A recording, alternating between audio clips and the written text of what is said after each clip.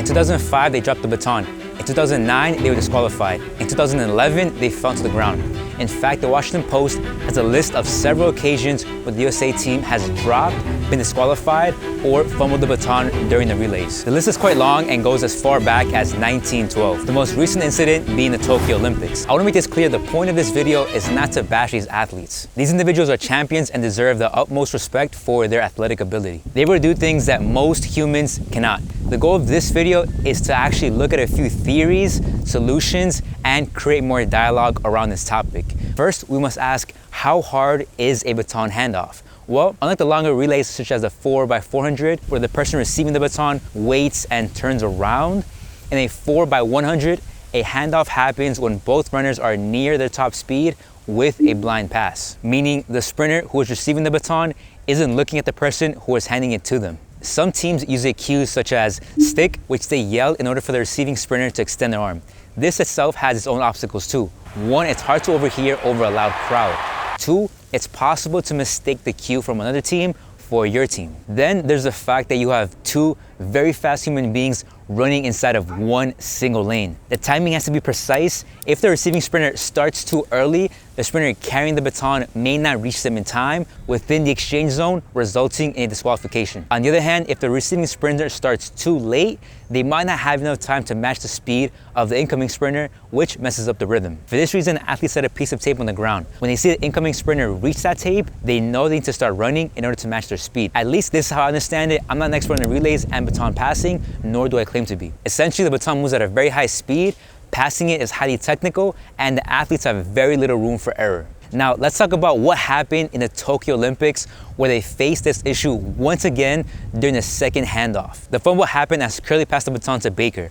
Based on the footage, it seems that Curley came in fast and Baker didn't match his speed, which resulted in Curley's chest crashing into Baker's hand. At this point, Baker reached down to search for the baton, at which point Curley was finally able to put it into his hand. We can't blame the athletes. These guys are fast and capable sprinters. They wouldn't be in the Olympics if they weren't. This is a symptom of a greater problem in the USA relay team. Also, I don't believe this alone is the reason why they were eliminated. The anchor was in third place shortly after receiving the baton from Baker, but finished in sixth place. The other athletes were in top shape and he just got outrun. Congratulations to the other athletes and their success. Now, why is it that the USA team constantly has more issues than normal? Well, I looked into what the experts had to say. Carl Lewis, 9-time Olympic gold medalist and sprinting legend, reacted to the USA team's performance in Tokyo with the following tweet. The USA team did everything wrong in the men's relay. The passing system is wrong, athletes running in the wrong legs, and it was clear that there was no leadership. Some said it was a bit harsh, but the next day, he went live on Instagram for 30 minutes to discuss the problem and possible solutions, which was pretty cool of him to do. I watched the full thing, and these are the main takeaways. 1. Decentralized leadership. Carl Lewis mentions that he's been to the relay practices, and there's too many people out there giving their input. I assume what he's saying is that the coach isn't making decisions on their own and has too many people influencing their strategy. 2.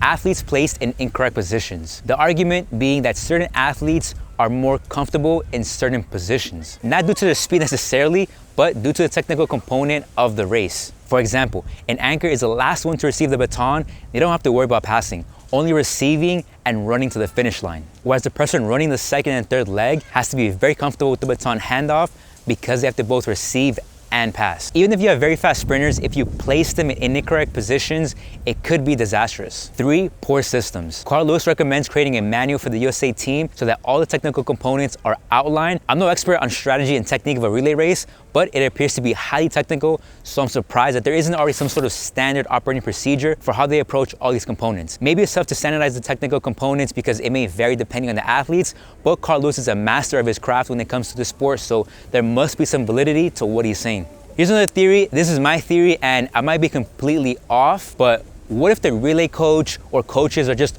overwhelmed by decisions because the team is just too good? Now hear me out. When you have so many talented people at your disposal, is it possible that they have trouble choosing which guys run in the qualification rounds, which guys run in the finals, and at which positions? Ultimately, this is a persistent, complex problem that appears to be a result of multiple reasons. Hopefully we can see the USA team figure it out soon and put an end to this streak of handoff problems. If they do, with all the talented guys they have, chances are the team can take home a lot of future medals in this competition. That wraps up this video. If you want to see more, click here or here. If you enjoyed the video, make sure to hit the like button for me. Thanks for watching, and I'll see you in the next one.